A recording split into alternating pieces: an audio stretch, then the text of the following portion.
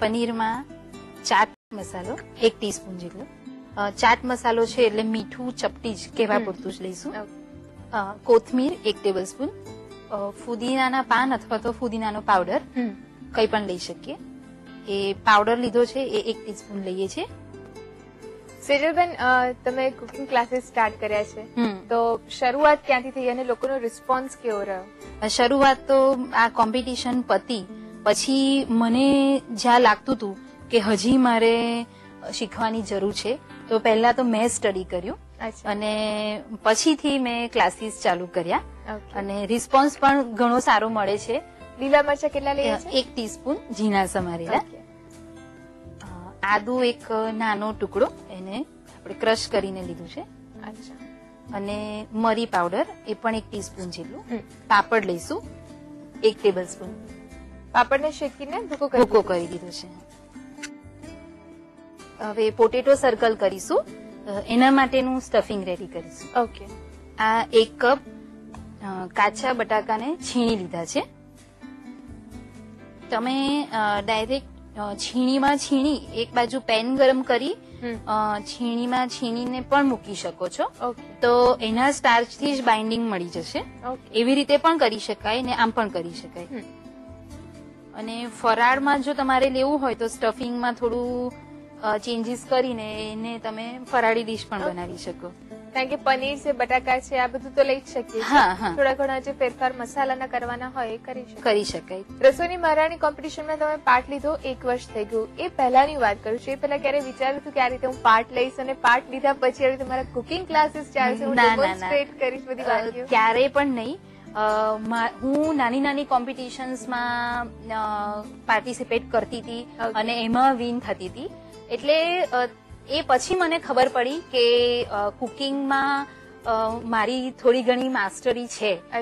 પછીથી આ કોમ્પિટિશન મહારાણી ફર્સ્ટ સેકન્ડ આવી તો મને એવું થયું કે હું 3rd માં પાર્ટિસિપેટ કરું. એ વખતે મને ખબર નથી કે હું પાર્ટિસિપેટ કરીશ અને આ લેવલ પર પહોંચીશ. અને પહોંચ્યા પછી મારું ફ્યુચર કેવું હશે? બ્રાઇટ હશે એનો પણ તમને આઈડિયા ના? બટાકાને નીચોવીને લીધા છે. ઓકે.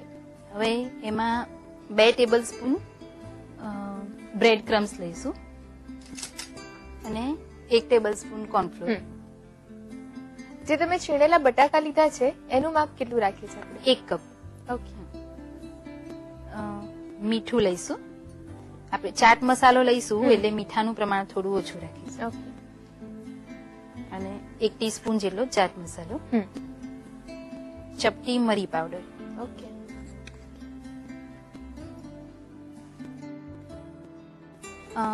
પોટેટોની જગ્યાએ તમે બીજું કંઈ પણ લઈ શકો, જેમ કે રતાળું છે, ઓકે, કેળા છે, કોઈ પણ કંદમૂળ લઈ શકાય. હા, કોઈ કંદ લઈ શકાય અને કેળા પણ લઈ શકાય. ઓકે. આ થોડું ડ્રાય નથી લાગતું? ડ્રાય છે પણ ઇટસેલ્ફ એનું બાઇન્ડિંગ આવી જશે, કેમ કે કોર્નફ્લોર અને બ્રેડ ક્રમ્સ લીધા છે એટલે. હવે પેનમાં જ એને નાના નાના સર્કલ્સમાં થેપી લઈશું. ઓકે.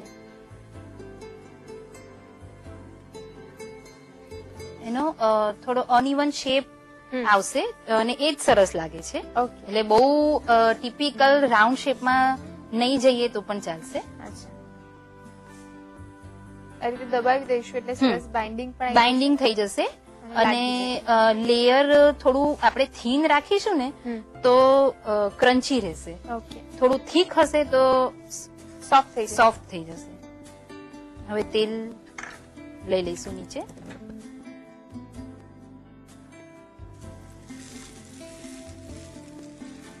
એક બાજુ લાગે કે હવે બાઇન્ડિંગ થવા આવ્યું છે એટલે પલટાઈ દઈશું.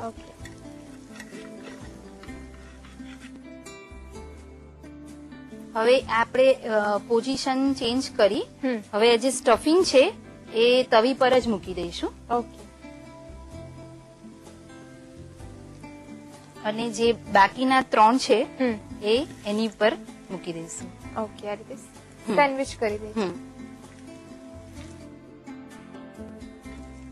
અને થોડું પ્રેસ કરીશું જેથી કરીને બંનેનું ફિલિંગ અને ઉપર નીચેના લેયરનું બાઇન્ડિંગ આવી જાય. ઓકે. એટલે આ પ્રોસેસ આપણે તવી પર જ કરીશું તો બાઇન્ડિંગ થઈ જશે સરસ. થોડા બ્રાઉન કલરના થાય ત્યાં સુધી આપણે શેકીશું. ઓકે. એક સરસ સ્ટાર્ટર રેડી થઈ રહ્યું છે, મિન્ટી પોટેટો સર્કસ. થોડી વાર લાગશે, લઈ લઈએ છીએ એક બ્રેક. રીત રિવાજો માણસને બંધનમાં બાંધી રાખવા માટે હોય છે.